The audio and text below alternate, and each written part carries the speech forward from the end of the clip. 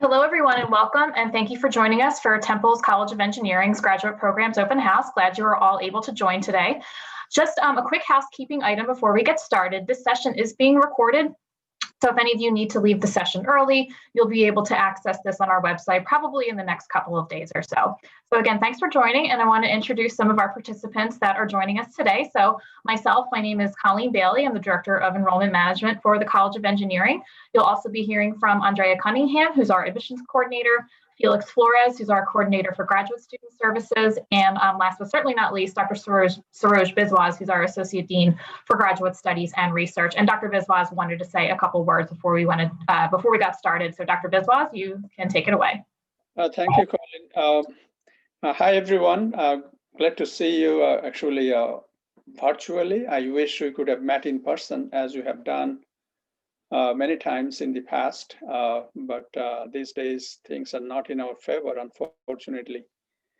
But in any case, glad to see that you have joined and trying to get into a graduate program. So just a quick overview of who we are. Engineering is one of the fastest growing colleges at Temple. We have about 70 graduate faculty, full-time faculty, about 200 graduate students and 1,700 undergrad students. There are 5 academic departments that offer 6 master's and 5 doctoral degree programs. In terms of research, there is a growing list of projects that are funded by various federal agencies, including National Science Foundation, National Institute of Health, and many more. There are also several companies that are supporting research. You'll get to know a little more when you go into the departmental breakout sessions. Okay, so I think they are the best one to give you the full information. For some of you might be looking for financial support. Yes, there is support available in terms of teaching assistantship and a research assistantship. These are, of course, offered in a competitive basis. Hopefully, I will see you there. Some of you will receive it. I guess that's all for now, just to say hello to you at this point. If you have any quick question, I can answer it. If not, Colleen is going to continue. I wish I could have met you in person, as I said. If not, at least let us hope that we'll see you sometime late spring or fall. Okay, so stay safe. Thank you, Dr. Biswas. So as Dr. Biswas mentioned, you'll also have the opportunity to hear from faculty from each of our academic departments in the breakout sessions, which we'll give you the links to in just a little bit. But for now, we just want to give you a brief overview of Temple University, of the College of Engineering, and about our academic programs, and then some of the things you'll need to know if you're planning on applying to the College of Engineering, which we hope you all are. So Temple is one of 4 universities in Pennsylvania's Commonwealth system of education. So it's Temple University, University of Pittsburgh, Penn State University, and also Lincoln University. And we're one of the largest universities in Philadelphia. So along with that comes a lot of great opportunities for you as a potential graduate student. And core to Temple's mission is offering a very high quality education at an affordable cost. And I can speak to that myself because I did my master's degree at Temple, not in engineering. I'm a graduate of the College of Education, but were it not for a place like Temple that was affordable, that offered me the flexibility to go part-time and still, maintain employment and so on, I absolutely would not have been able to go to graduate school. So I'm very grateful for the role that, Temple plays for those of us and those of you who might be working professionals and, looking to expand your professional network. The university has 17 colleges and schools. And again, what that means for you as a graduate student is a lot of mentoring and collaboration across a variety of disciplines. So the College of Engineering works very closely, for example, with our colleagues just next door in the College of Science and Technology, the College of Public Health, the School of Dentistry, the School of Medicine. So as a graduate student in engineering, you'll have access to all of that. And Temple itself has 300 plus degree programs, and that spans undergraduate all the way up to graduate and professional studies. So in terms of, why you're considering graduate school and why you should consider graduate school is, for one, the opportunities for career growth and leadership. You should, always be considering what that next career step might be, whether it's, 5 years down the line, 10 years down the line, and a master's degree or a PhD is certainly the pathway to get you there. You'll also have the opportunity to expand your professional network, whether that be through the faculty contacts you make, but also through your current, your fellow classmates and colleagues. That next career step for you might be just through a friend in the classroom, which is really great. But also, obviously, studies do show that students with increased education do expand their earnings potential. So the figures that you see here, this is data from the National Association of Colleges and Employers that shows the average mean salaries for engineering graduates in the United States. So bachelor's level graduates, master's level, as well as doctoral. And you can see there's a pretty significant jump from mean salary from the bachelor's to the master's level and then the doctoral level. So, you'll certainly get a return on that investment should you choose to go to graduate school. This is definitely a degree that will pay off for you. And also, as I mentioned before, the idea of leadership, and those of you who go to Dr. Edwards' session for those of you who are interested in engineering management, he's got a lot of great examples as to, how engineering sort of inadvertently leads to leadership roles. And studies now show that, more top performing CEOs have engineering degrees as opposed to MBAs. So, this is, certainly a degree that will allow you to, really advance in whatever career you choose to go into, just by nature of, what engineers learn to do is, your analytical skills and your ability to make things work. So just a quick history of the College of Engineering. We were founded back in 1969, so we just celebrated our 50th year, which is very exciting. And we're one of the smaller colleges at Temple. When you compare the College of Engineering to schools like the School of Business, they are, vastly larger than we are. But what that means for you, again, is the opportunity to really get to know and collaborate with your fellow students and with the faculty here.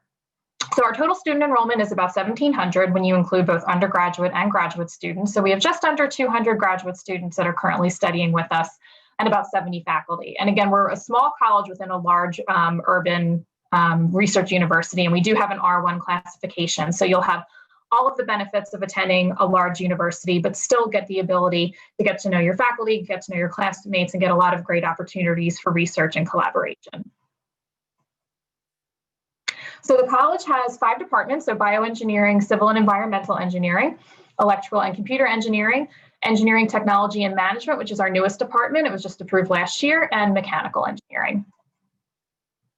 And these are the graduate degrees and certificate programs that the college offers. So we have 3 certificate, post-bac certificate programs, 6 master's degree programs, and 5 PhD programs. One important thing to note is that these programs do require a bachelor's degree in engineering or a related field. So for those of you who don't have an undergraduate degree in engineering, let's say it's in something like computer science or maybe physics, definitely get in touch with us before you apply, because there might be some courses that you need to make up at the undergraduate level before pursuing into graduate degree courses. So definitely get in touch with us about that. A quick note regarding our certificate programs is that our 3 certificate programs the courses in that, those can be applied to the master's degree program. So for example, computer and systems security, which is a 9-credit program, those courses can apply toward the master's in electrical engineering. The engineering management certificate, also 9 credits, can be applied toward the master's in engineering management. And the stormwater management certificate program, which is 12 credits, 9 of those credits can apply toward the master's in environmental engineering or the PhD in environmental engineering. And Felix will talk about this in just a little bit, but the PhD program, there are both direct entry options available for students with a bachelor's degree as well as a master's degree.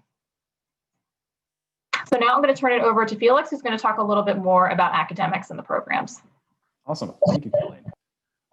Our master's programs require a total of 30 semester hours with both part-time and full-time options available. These programs are customizable, with most programs requiring 2 to 4 core courses, followed by elective and specialization coursework.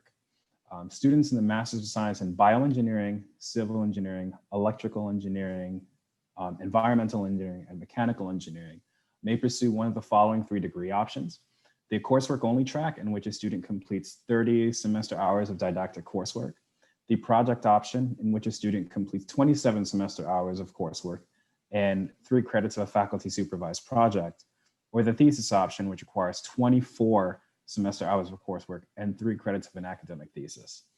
The MS in Engineering Management requires a capstone as a culminating event, which Dr. Edwards will discuss in his department-specific breakout session. More detail on the project and thesis degree options will follow in the next slide. Thank you. All right, so the project option is typically completed in the student's last semester of graduate study. Students participate in a semester-long research project under the supervision of a department faculty member and then present their findings at a department seminar. Whereas the thesis option is typically completed during the final 2 semesters of graduate study. In this option, students will develop a research proposal, collect and analyze data, and deliver a final defense to their thesis committee in an open college seminar. Next slide. Thank you. The PhD programs are ideal for students with a master's degree. However, as Colleen mentioned, direct entry from a bachelor's degree is also available. The doctoral program requires 60 semester hours to complete the degree for students with a bachelor's and 30 credits to complete the degree for students entering with a prior master's. Students complete 15 semester hours of PhD exams and dissertation research, while total coursework credits will vary depending on whether a student enters as a prior bachelor's student or as a prior master's student. The PhD program is highly individualized. Students work with their department's graduate coordinator and faculty advisor to develop and outline a plan of study. The culmination of the degree is a dissertation proposal, research, and final defense of a full doctoral dissertation. And now I turn it over to Andrea to discuss the application process for the graduate programs. Yes, so here's going to be a list of our application requirements. So first thing is transcripts. And we actually can accept unexpected transcripts for the purpose of the application review. So you can send those to us after you do your application. And then official results from the GRE. So you can send those through your ECS account after you take the GRE exam. And then we have a general code, which is 2106, and then we will enter those scores and then go to our graduate school and then we send to the College of Engineering for us to put through the application. And then for international applicants, we are now also accepting Duolingo degrees, so you can either send a Duolingo score. Sorry, I'm going to mute Andrea real quick because it looked like her internet was breaking up a little bit and there was some sound issues. So just real quickly, you can see here, and sorry for the interruption, Andrea, I just want to make sure everybody gets everything. So you can see here where to access the application, apply.temple.edu/engineering. And we are waiving the application fee for your participation today. So we'll send out instructions on how to do that after the session. You'll probably get an email from us, probably either tomorrow or the following day. So like Andrea mentioned, we require official transcripts from all colleges and universities attended, and due COVID and some mail delay issues, you're highly encouraged to submit those electronically.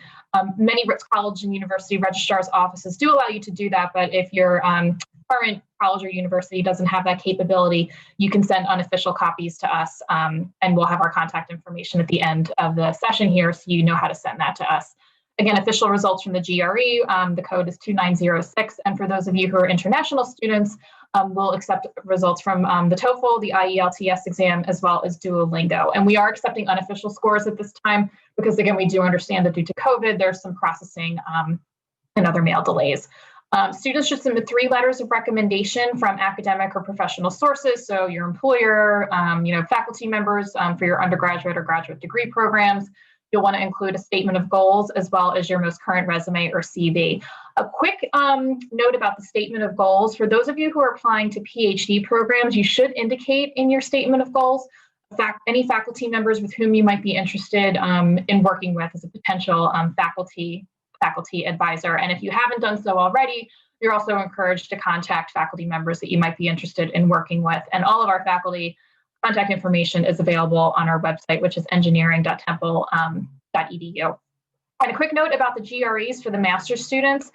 For this application cycle, the GREs are optional for the engineering management program, and we can consider waivers on a case-by-case basis for those of you who are applying to some of our other master's programs. So when you initially apply, just make that inquiry to us and we'll tell you what the next steps are from there. So I'm going to go to the next slide, and Andrea, we can give it one more try with your audio.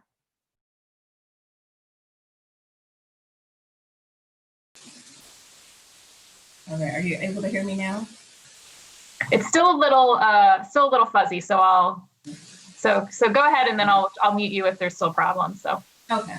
So this just shows our application deadline. So for PhD applicants, for university fellowship considerations, you want to make sure that your application is complete by the December 15th date. So this is, we want your application to be complete. So including your letters of recommendation, all other materials that also have to be submitted would be expected to be submitted by that day. And then for departmental funding consideration, so for TA or RA opportunities, you want to make sure that your application is complete by the January 15th deadline for fall applicants. And then for spring, we have an August 1st deadline, and that would not include the fellowship consideration or the TA or RA consideration. And then for our MS and certificate applicants, we have a June 1st deadline for fall applications. And then we have a December 1st deadline for spring application. And then for our international applicants for MS applications, we have a March 1st deadline for fall, and then an August 1st deadline for spring. So we are also, just to note, being flexible with these deadlines as well. We do understand due to COVID, especially for applicants trying to send documents such as transcripts and things of that nature. We do know that things can be a little difficult at this time, so we will work with you as well. Just try to let us know ahead of time so we can plan accordingly and make sure that your application can be completed in a timely manner. Great, thanks, Andrea. So this is information about tuition and financial aid for this academic year. So Pennsylvania residents, you have to be a resident of Pennsylvania to be eligible for these tuition rates is around $1,135 per credit hour. So approximate cost per class about $3,400. Each class is typically 3 credits. Non-Pennsylvania residents is a little under $1,500 per credit hour with an approximate cost of $4,470. In regards to financial aid, we did mention on the previous slide that all of our PhD programs, full-time PhD students, that is, are considered for a variety of tuition assistance in the form of teaching and research assistantships or university fellowships. And again, Andrea mentioned the deadlines on those on the previous slide.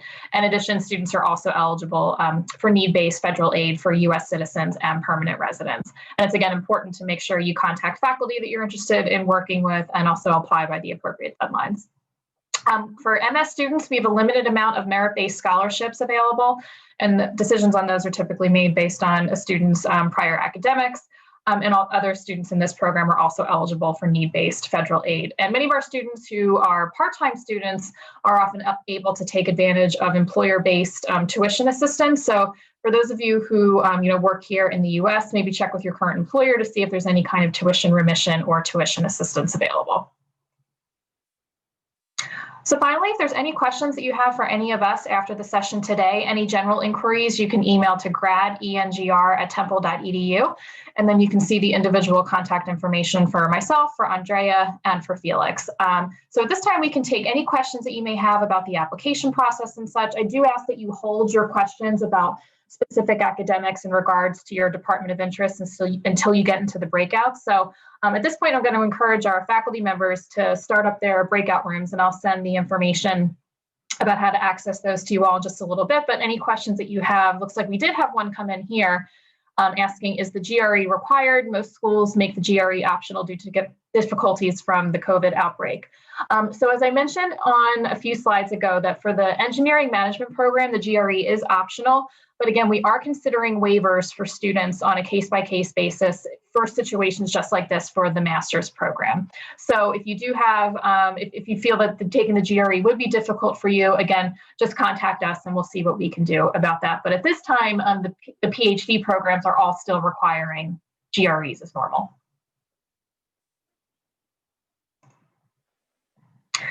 And it looks like we had another question come through the chat. Oh, I should mention too, if you have questions, put them in the Q&A function in Zoom. If you hover your mouse over the Zoom controls, you'll see that, but this one came through the chat. So for those who currently work in industry, does a letter of recommendation have to be from a direct supervisor, or can it be someone who you've worked closely with? So the answer is either or, really. Obviously, we do get a lot of students who submit letters of recommendation from direct supervisors, but if there's professional colleagues that you feel can really speak to your ability to perform in a graduate program, then those are good references to have as well. So really what we're looking for is, anyone who can speak to your ability to perform in graduate school.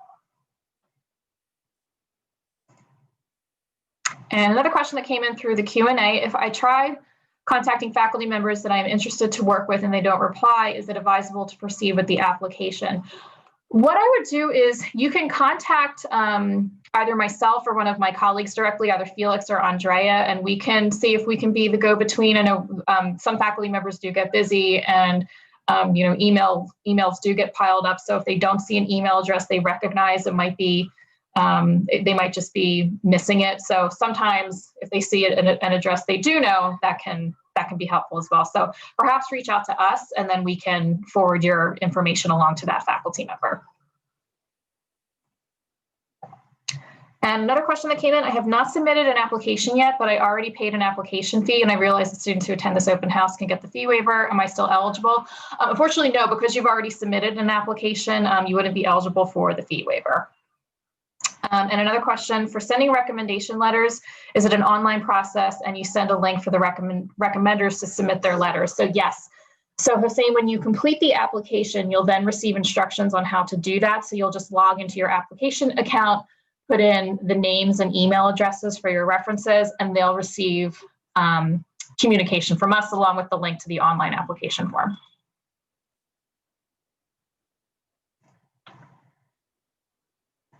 And how can we send you GRE and English proficiency scores? So the GRE code is 2906. I'll type that in for you so you have it. And that's how you would send your official GRE scores, and the score is the same as well. Excuse me, the code is the same as well for the TOEFL. But again, due to COVID, we are accepting unofficial scores as well. So if you have a score report, you can send that directly to the email address you see here, which is grad.engr@temple.edu. And an answer question here, if I am unable to secure an advisor beforehand, would that affect my chance of getting into the PhD program? I would ask that question in the breakout session of our faculty. I know it varies department by department, but I know a number of our departments prefer only to admit students who have that they're able to match with a potential faculty advisor. Dr. Biswas or Felix, did you want to add anything to that? I think your answer is good enough. Every department has its own policy that can be discussed a little in details once they go into the breakout session. Great, thank you. Looks like another question that came in. I've registered to the application portal. Nowhere was assigned to upload my documents. So Hossein, that is there. So once you submit your application, that's when you'll be able to upload those documents. So that's when you'll receive an email on how to do that, and you would just log back into your account and then upload your resume, your statement of purpose, and then input the information for your letters of recommendation. Your transcripts you can send directly to us at the email address you see here at the top there. So it's grad.engr@temple.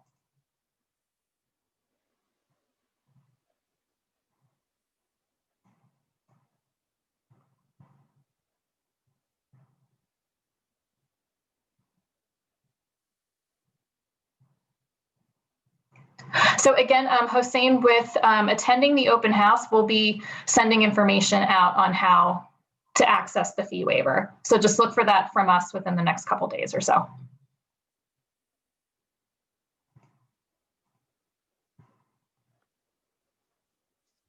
Okay, it looks like we haven't had any other questions come in. So I'm going to stop my screen share and make sure I share how to access the department breakouts. And it will be an individual Zoom link for each of our departments. And I'm going to put these in the chat.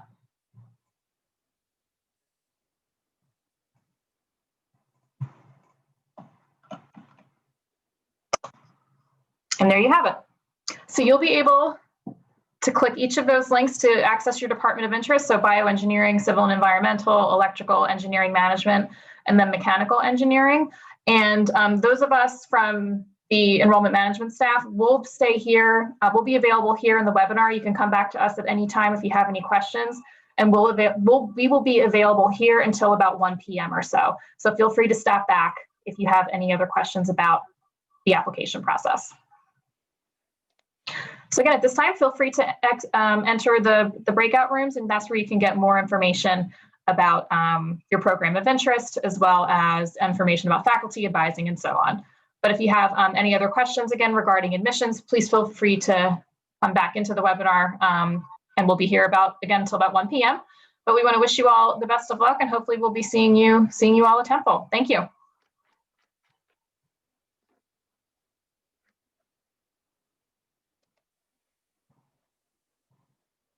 And it looks like we had 2 more questions come in. I contacted a supervisor and she encouraged me to apply before November 15th. Is it possible? Whoops, that answer disappeared. But should MS students mention professors of interest in their statement of purpose? It's not required for MS students. Advising is still important in the master's programs, but the identification of a faculty advisor becomes more pertinent to PhD admission. So that's really not necessary to do that in the MS application. Oh, and here's the question that disappeared. So is it possible to send the application information as soon as possible? Yes, so it's always best to apply early. So if you're ready to apply and ready to submit your documents, please do so. And again, you can access that. It's apply.temple.edu/engineering.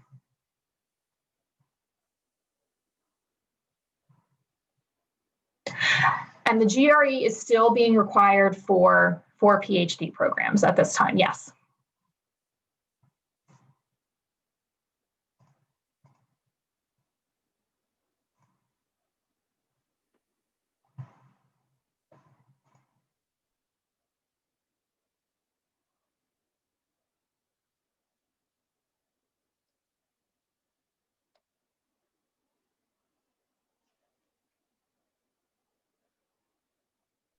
And I'm going to go ahead and stop the recording.